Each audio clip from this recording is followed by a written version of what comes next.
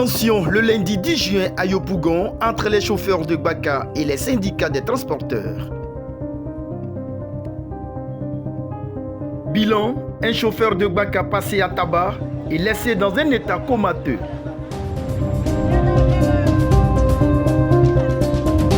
Réaction qui crée l'émeute au score et les usagers en payent le plus grand prix.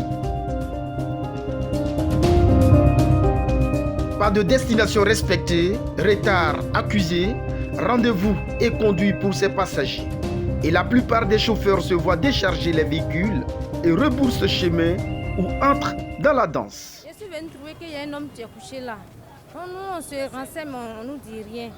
On doit partir très loin d'ici, mais la route est barrée. On ne sait pas comment faire. Le jeune là, on peut le prendre pour aller à l'hôpital, il est encore en vie. Ne le laissez pas là pour qu'il va mourir comme ça, ce n'est pas bon.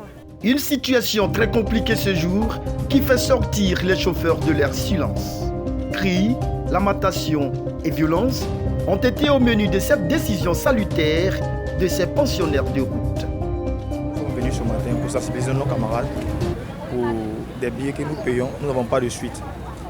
Après avoir demandé plusieurs mois à avoir des comptes, les comptes ne sont pas faits. Nous avons décidé ce matin de venir au bord de nos véhicules, dire à nos camarades la journée d'aujourd'hui de ne pas prendre le billet de 1000 francs.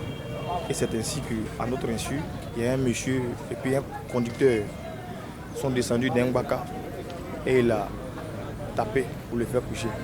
Comment dire, on a décidé de faire un billet.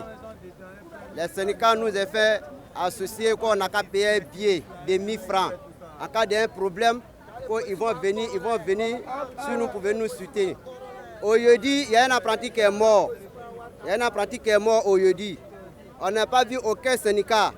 Il n'y a pas quelqu'un qui est venu au soutien les parents des apprentis. Il n'y a pas quelqu'un qui est venu. Maintenant, on a décidé de sortir aujourd'hui. On va venir dire à nos collègues chauffeurs, faut pas, ils vont prendre billet. En sortant, on est venu, on a tenté de causer à un autre chauffeur. Il y a un syndicat qui quitte, il vient frapper mon petit frère, il est couché à terre, il est en plat. Il vient lui frapper. Donc nous, on a décidé aujourd'hui de ne pas travailler à Yopougon aujourd'hui. On ne travaille pas, ça ne roule plus. Pas qu'à roule plus à Yopougon ici aujourd'hui. Voilà. Chaque jour, 1000 francs, ça pour ça. Ça va arrêter ça.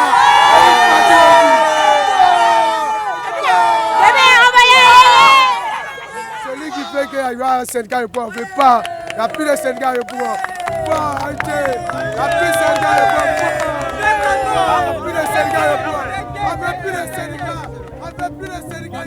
Et quant aux forces de l'ordre détachées du district de Yopougon venues pour sauver les meubles, ont pu réussir à disperser la foule et calmer les ardeurs afin de faciliter l'évacuation de l'infortuné Moussa, le chauffeur tombé sous le coup des syndicats, dont le pronostic vital est désormais entre les mains du Tout-Puissant.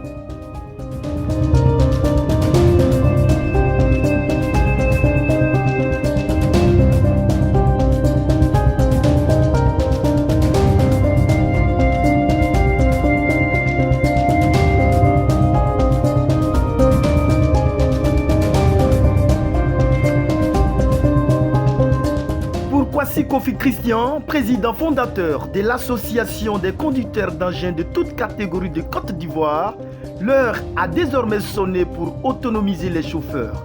Plus de tickets vendus aux conducteurs. Depuis un certain moment, les syndicats des transporteurs ont mis un billet en place.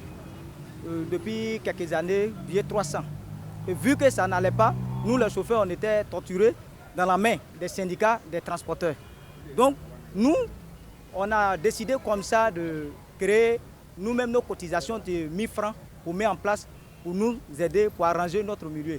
Ils sont venus s'imposer, comme c'est la loi du plus fort. Nous, on les a abandonnés, on a laissé la place. Bon, d'accord, vous, les chauffeurs cotisent, donnez-les pas ce qui les revient. Et depuis 1 an, 6 mois, il n'y a pas de points, on ne sait pas l'argent, on ne sait pas où l'argent va. Donc, aujourd'hui, nous avons décidé de dire à nos collègues, s'il n'y a pas de points, c'est qu'il n'y a pas de vente de billets parce que le billet c'est pour nous, c'est quelque chose, c'est collectif. Donc si on a donné, on doit avoir quelque chose en retour. Mais il n'y a pas ça. Nous, ce qu'on veut, les syndicats des transporteurs, on ne les veut plus. Ils ne sont pas nos syndicats. Parce que la preuve en œuvre, est que le syndicat des transporteurs et les chauffeurs, pas la même chose. Nous sommes les artisans. Nous sommes les artisans. Eux, les syndicats des transports, ils appartiennent aux transporteurs. Parce que dans les statuts et règlements intérieurs, c'est écrit syndicat des transporteurs national de Côte d'Ivoire. Et nous, les chauffeurs, on n'a pas de syndicat. Et aujourd'hui, on ne veut plus d'encaissement, on ne veut plus de billets vendus sur le terrain, sur le dos des chauffeurs. Parce que l'argent, depuis 60 ans ou 70 ans, on ne sait pas ce qu'ils donnent aux chauffeurs. Et si cet argent que tous ces chauffeurs cotisent, on pourrait les donner, l'État allait prendre crédit dans nos mains. Tous les chauffeurs de Côte d'Ivoire, l'argent qu'ils cotisent pour donner à ceux-là, si les individus prenaient soin de faire une organisation propre, les chauffeurs là, ils allaient dormir dans les grèves eux-mêmes. Mais aujourd'hui, ils sont torturés par les syndicats eux-mêmes. Comment quelqu'un, tu es syndicat de quelqu'un, tu peux venir jusqu'à porter même pour le faire coucher. Est-ce qu'on peut être syndicat de quelqu'un? La preuve en est, vous avez vu tout ce qui s'est passé. Est-ce que vous voyez? Nous, on n'a plus besoin d'eux parce qu'ils sont transporteurs, qui restent pour les transporteurs. Nous, les chauffeurs, on crée nos syndicats. S'il y a un syndicat qui doit nous couvrir ou on doit faire des cotisations, ça appartient à l'artisanat. Si l'artisanat est devant moi, je sais que moi, je suis à mon tuteur direct. Parce que nous, on n'appartient pas au syndicat des transporteurs. Nous ne sommes pas transporteurs. Et c'est ce que nous avons besoin de ça. Nous n'avons plus besoin d'eux. À partir d'aujourd'hui, ça prend fin. On dénombre 480 Baka sur les différentes lignes de Yopougon qui payent 1000 francs en passage unique au syndicat, ce qui donne 480 000 francs par jour et 14 400 000 francs le mois. Une somme si utilisée en bon escient et en parité permettrait aux chauffeurs de vivre décemment. Hélas, nombreux sont ceux qui vivent dans les quartiers précaires pour un train de vie critiquable. Dans quelle caisse va-t-elle alors cette faramineuse somme plus de 14 millions? Qui en sont les bénéficiaires? Éléments de réponse que vous trouverez dans nos prochaines enquêtes.